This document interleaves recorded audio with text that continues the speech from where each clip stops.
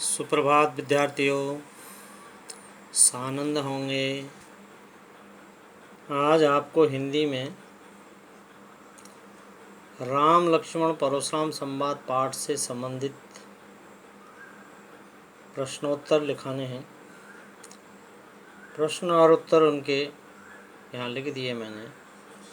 इन्हें सुंदर लेख में अपनी कक्षा कार्य की कॉपी में उतारना है, जहाँ इससे पहले कार्य कर रहे होंगे इस पाठ से संबंधित, उसी से आगे करते जाएंगे। इसको सुंदर लेख में करना है। कार्य सबका जितना मैंने कराया है पूर्ण हो जाए, इस बात का सभी विद्यार्थी ध्यान रखें। कार्य व्यवस्थित हो और जितना कराया गया है कार्य वो याद भी होना चाहिए। सवाल देख लेंगे।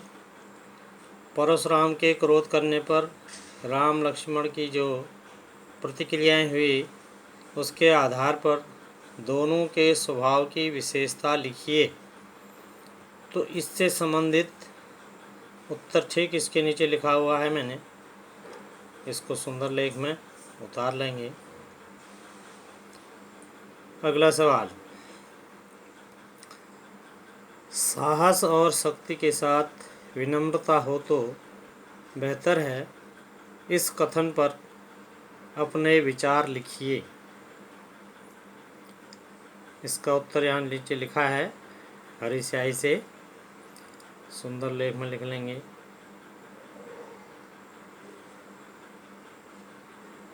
अगला सवाल, सामाजिक जीवन में क्रोध की ज़रूरत बराबर पड़ती है। यदि क्रोध न हो तो मनुष्य दूसरे के द्वारा पहुँचाए जाने वाले बहुत से कष्टों की चिर निवृत्ति का उपाय ही न कर सके। इस पक्ष में अपना मत प्रकट करें। ठीक है, पुस्तक में देख लेना, नहीं तो प्रश्न पूरा। इसको सुंदर लेख में लिख लेना है।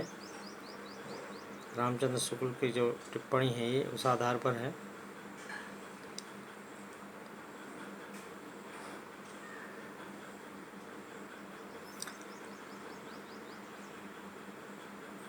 अगला प्रश्न है,